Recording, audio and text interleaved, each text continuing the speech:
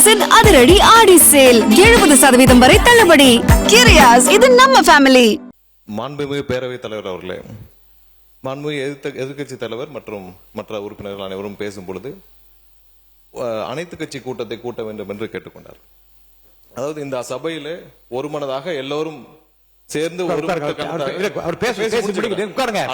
சேர்ந்து கருத்தாக உட்காருங்க. அவர் பேசி முடிக்கட்டும். இல்ல, நான் பேசி முடிச்சுக்கிறேன். உட்காருங்க. மாண்புமிகு பேரவைத் தலைவர் அவர்களே, உட்காருங்க. இல்ல, முடிச்சுக்கிறேன். உட்காருங்க.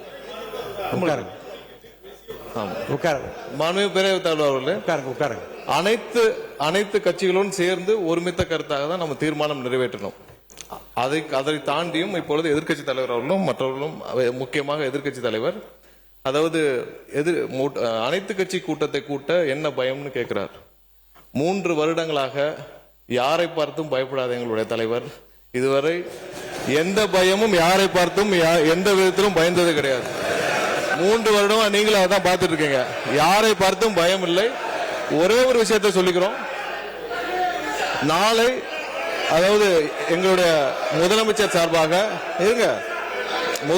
சார்பாக நாளை டீலிமிட்டேஷன், அதாவது முக்கியமான பிரச்சனை, இருங்க பேசிக்கிறேன். முக்கியமான பிரச்சனை டீலிமிட்டேஷன் சார்பாக அனைத்து எம்பிக்கள் கூட்டத்தை முதலமைச்சர் கூட்டியிருக்கிறார். அனைத்து எம்பிக்கள் பிரச்சனை குறித்து நாளை டீலிமிட்டேஷன் சார்பாக, தமிழக உரிமைக்காக முக்கியமான பிரச்சனை சார்பாக நாளை முதலமைச்சர் அனைத்து எம்பிக்கள் கூட்டத்தை கூட்டியிருக்கிறார். அதற்கு திமுக எம்பிக்கள் கலந்து கொள்வார்கள் என்பதை எதிர்க்கட்சியை தெரிவிக்குமாறு கேட்டுக்கொள்கிறேன்.